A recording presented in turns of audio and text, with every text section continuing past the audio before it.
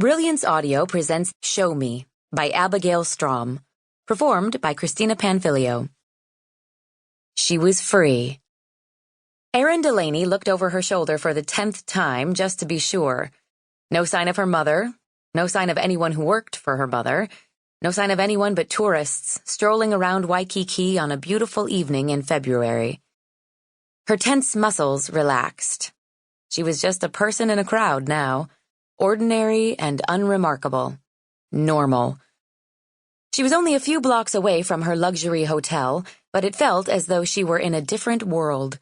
Bars, restaurants, souvenir shops, neon lights, all combining to create a kind of honky-tonk atmosphere, brightly colored and a little seedy. She loved it. Taking a deep breath, she inhaled 100 different things. The smell of beer coming from the open door of a bar, steam rising from a dish of Chinese dumplings on an outdoor cart, the scent of plumeria from a stand selling leis. On an impulse, she stopped and bought one, bending her head as the proprietor placed the lei around her neck. When she continued down the street, the scent went with her. She'd stopped to stare at the sign above a strip club. The first time in her life she'd seen an actual strip club outside of TV and movies, when someone bumped into her from behind. "Oops, sorry, ma'am." A strong hand closed around her upper arm, helping her recover her footing. She turned and found herself looking into the hazel eyes of a very tall, very good-looking man. They stared at each other for a few heartbeats. She wasn't used to being touched by strangers, except, of course, for the medical professionals who'd drawn her blood and changed her IVs and poked and prodded her for so many years. This was different. There was nothing professional or antiseptic about this man's touch or the way he was looking at her right now. His eyes widened as he took her in, his gaze neither blatant nor furtive. A slow smile lifted one corner of his mouth. "Or maybe I'm not sorry," he went on, his voice low and husky and intimate. Her heart began to beat faster. Her pulse throbbed at her wrists and the base of her throat. There was a prickling under her arms, adrenaline, she knew. She'd experienced all these things in hospitals, waiting for people to do things to her body that she couldn't control.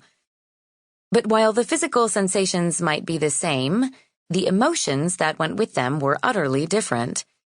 It wasn't panic she was feeling, or dread, but exhilaration, with a little nervousness mixed in. The man was wearing a brown leather jacket she recognized as the kind worn by fighter pilots. Her father had been one. He'd died when she was 12 years old, but her mother had kept his jacket. Of course, plenty of men who weren't pilots wore jackets like this, but something about the way this man held himself, not to mention the close-cropped military-style haircut, made her think he might be the real deal. One of the things she remembered about her father was how present he always was. In the moment, ready for anything, with a grasp on everything happening around him. This man was like that, intensely alive, with an energy that seemed to crackle in the air. And right now, all that energy was focused on her. He was flirting with her. There was actual flirting happening here, and she was the object of it. How did women respond in situations like this? How would she respond? She wanted to find out. But before she could, they were interrupted. A big blonde man came up beside them, shooting her a grin as he slung a heavy arm around the hazel-eyed man's shoulders. "No beautiful women, Hunter. Not unless they're on stage wearing a lot less than that." His name was Hunter. A third man joined them now, this one with longish brown hair and a Stetson. "Not on stage either," the third man said. "I promised Jane no strip clubs. Anyway, why go out for a hamburger when you've got steak at home?"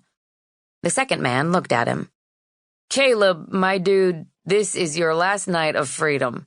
You don't belong to Jane yet." "Yeah, I do. I'm whipped like you've never seen a man whipped before. No naked women, Stu. But I'm in favor of drinking whiskey until we can't stand up." I guess we can start there. Pick a bar, any bar.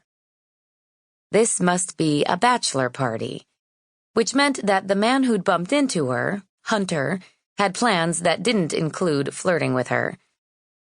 It was probably just as well. She'd come out tonight looking to be part of normal life, but that didn't mean she had to jump into the deep end of the pool right off. She had another week in Hawaii, after all. Maybe tomorrow she could look into the whole man-woman thing. Still, she felt a twinge of regret.